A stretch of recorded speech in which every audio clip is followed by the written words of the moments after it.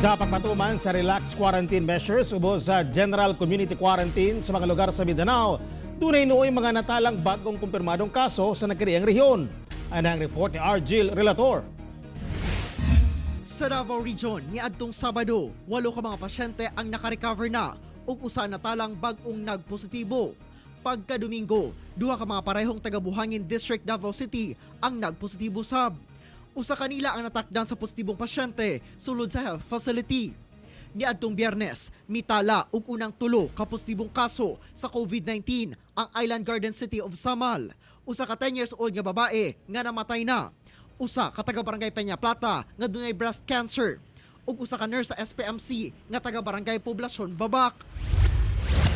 Sa Socsarjan Region, 3 ang pinakabag-ong natalang kaso. Usa ka pasyente ang 25 years old nga taga Pulumulok, South Cotabato nga kasamtangang anaa sa Municipal Isolation Facility. Usa sab ang 43 years old nga taga Banisila, North Cotabato nga gikan nagtrabaho sa usa ka construction company sa Taguluan, Misamis Oriental ug niabot sa Banisilan checkpoint niadtong May 1 ug gilayong gi-quarantine sa LGU quarantine facility. Samtang ang ikatulo, mao ang 18 years old nga lalaking estudyante nga niuli sa Cotabato City, pinaagi sa balikbahay program sa LGU, gikan sa Davao City. Asymptomatic matud pa ang pasyente ug dalon sa isolation facility sa syudad. Niadtong Biyernes lang, usa sab ka bag-ong positibong kaso ang natala sa Cotabato City.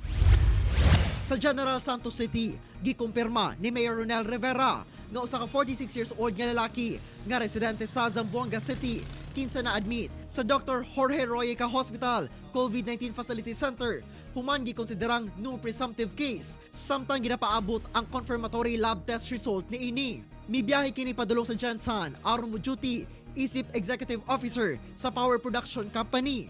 Human sa usa ka semana sukad nag-quarantine, nakitaan kini og sintomas, busa dali kining gi-admit.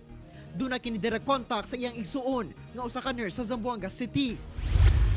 Sa Caraga Region, usa ka 37 years old nga babaeng healthcare professional sa Caraga Regional Hospital ang nagpositibo sa COVID-19. Kini human sa 14-day quarantine ug swab testing nga gihimo sa health workers sa COVID-19 dedicated ward sa moong ospital. Nanawagan ang management sa ospital nga undangon ang pagpakatag sa mga picture o personal information sa pasyente sa social media. Sa Zamboanga Peninsula, 7 ang nadugang sa ihap sa kumpirmadong kaso sa Zamboanga City nga pulos persons deprived of liberty nga nahatagan na og release order. Gitest sila una pa man gipagawas sa Zamboanga City Jail.